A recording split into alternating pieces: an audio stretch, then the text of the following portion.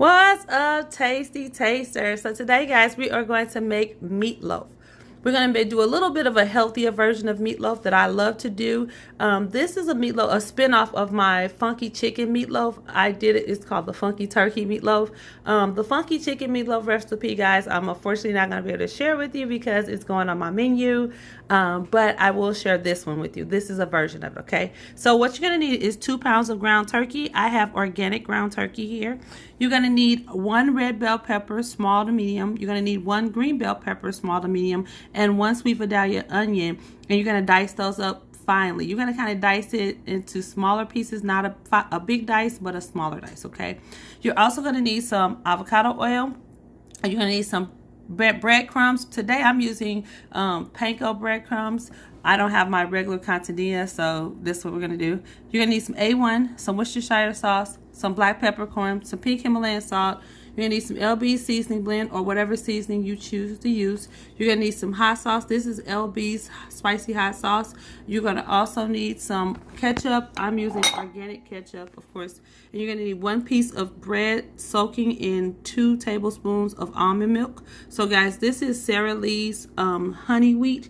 Whatever you do, I recommend you get a honey wheat because you want that kind of sweet backdrop, okay?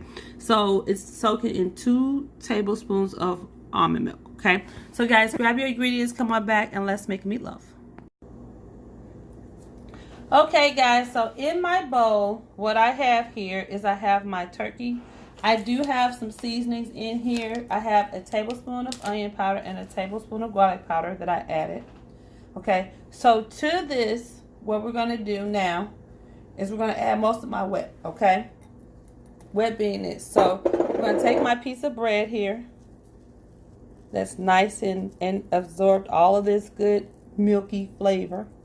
And we're going to kind of break it up into our bowl. We're just going to break it up in pieces. You're going to really work it in when you begin to mix. But in the meantime, we're going to go ahead and just break up little pieces. Okay? Okay. So once we've broke that up, we're going to go ahead and start adding in our seasoning. So we're going to add in 1 tablespoon of LB's Seasoning Blend. Just 1 tablespoon. You don't need a whole lot of stuff. Okay. We're going to add in, this is my secret ingredient. I'm not going to tell you guys what it is. There are going to be a couple ingredients in here, guys, that I'm not going to tell you, just to let you know ahead of time. So this is my secret ingredients. We're going to add in 2 tablespoons of this. Okay. We're going to add in about a ½ teaspoon of fresh cracked black.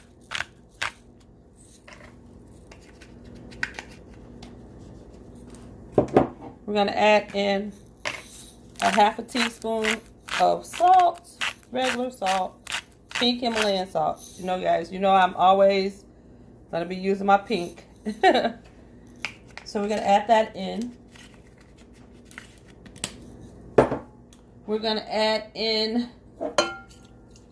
a teaspoon of Lee and Perrins, Worcestershire sauce. So 1 teaspoon of that. We're going to add in, 1 tablespoon. Sorry, guys, 1 tablespoon. We're going to add in 1 tablespoon of A1 steak sauce. And I know you guys are like, what? Yes, A1 steak sauce. We're going to add in 1 tablespoon of hot sauce. Guys, I don't know about measuring this. I'm just going to eyeball this. It's taking a little too long. So that's about 1 tablespoon of that. We're going to add in 1/4 cup, approximately, of ketchup. Yes, 1/4 cup of ketchup, guys. Then we're going to add in all of our mirepoix, onions, peppers, all that good stuff. Add that in. We're going to add in a tablespoon of avocado oil. Just 1 tablespoon of avocado oil. And we're going to do a slow mix. And you want to kind of mix softly because this is going to be extra moist. So we're going to mix really softly. And you don't want to overwork your meat either, okay? So we're mixing really softly.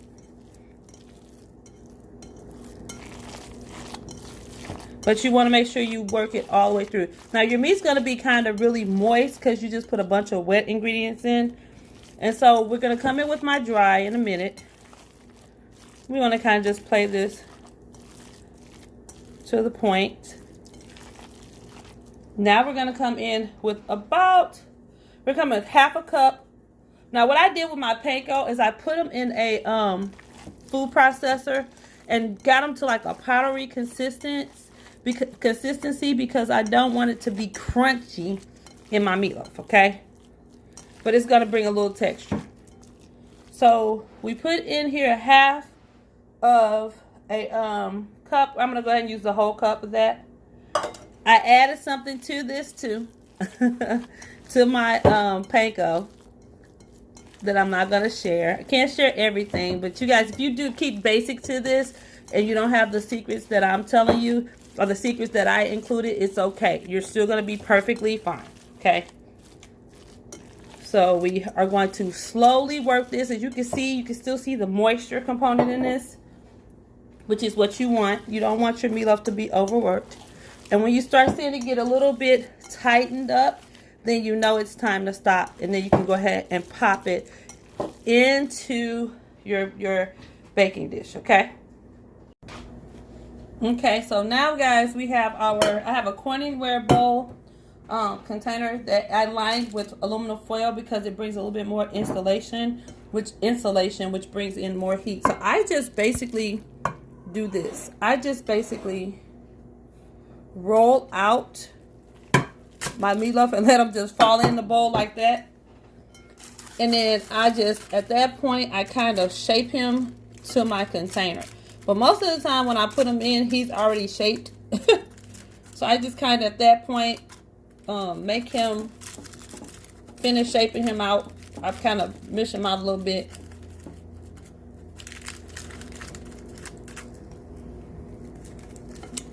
And what the foil does is it insulates, it kind of holds in, even though the Corningware is still going to do that. And as you can see, I'm just shaping this, you guys. Almost like a football. Now, you guys can actually do this for Super Bowl, too. If you're going to do a Super Bowl dinner, you can literally do this, shape it like a football, all that good stuff. So, guys, okay, so now I'm in my bowl. A lot of people top their meatloafs with stuff. I actually don't top it with anything. They put the little tomato sauce on the top and all that good stuff. I actually don't do that. I know you're probably like, what? I don't do that. And if I do it, it's not until the end, and it's a little bit of spice that goes on, okay? So, I'm washing my hands now, guys. You can't see me. Soon we're going to be doing videos where you're going to do full body shots. You'll be able to see everything I'm doing. But right now, I'm washing my hands. Got a paper towel. Okay. So, our meatloaf has been seasoned and prepared. I'm going to go ahead and grab my Corningware lid.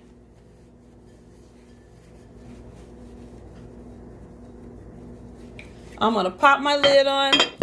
This is going to go into a 350-degree oven for anywhere from an hour to an hour and 15 minutes, depending upon your particular oven. I'll tell anybody, put it in for an hour. After you put it in for an hour, then go back in and check it, okay? So, guys, my lighting just went out. I don't know what happened, but I'm about to pop this in the oven, and I'll see you back here in a few.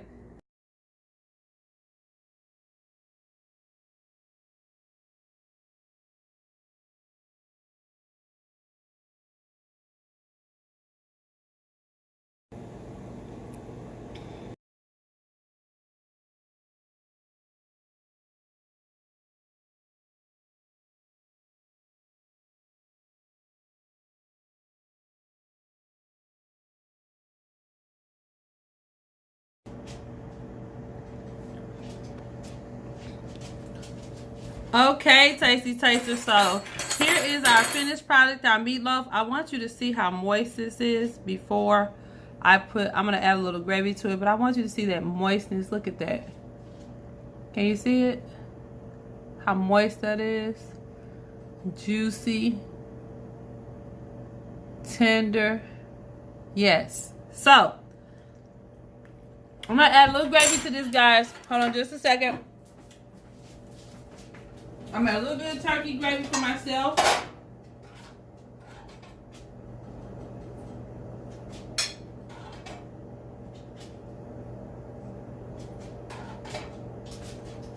Yes, guys, I am adding gravy. Oh my gosh, this tastes so good without the gravy. Oh yeah. Oh yeah. And oh yeah. Take a look at that. So I'm gonna take another little piece. Look how tender that is, guys. Can you see that?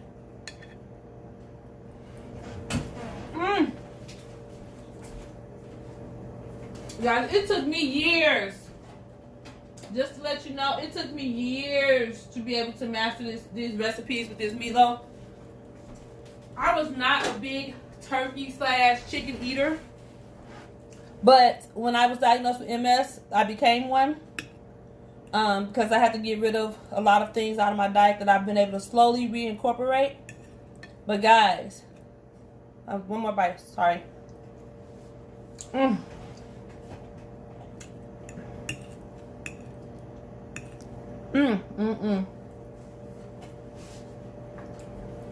Guys, this is so good. I'm about to go in and enjoy this. You guys know what it is. Comment, subscribe if you haven't already. Give it a thumbs up. Hit that notification bell, ding, ding, ding, ding, ding, so you can know next time your girl LB comes on with another tasty video for you. So until next time, you guys, it's always a pleasure. See you next time.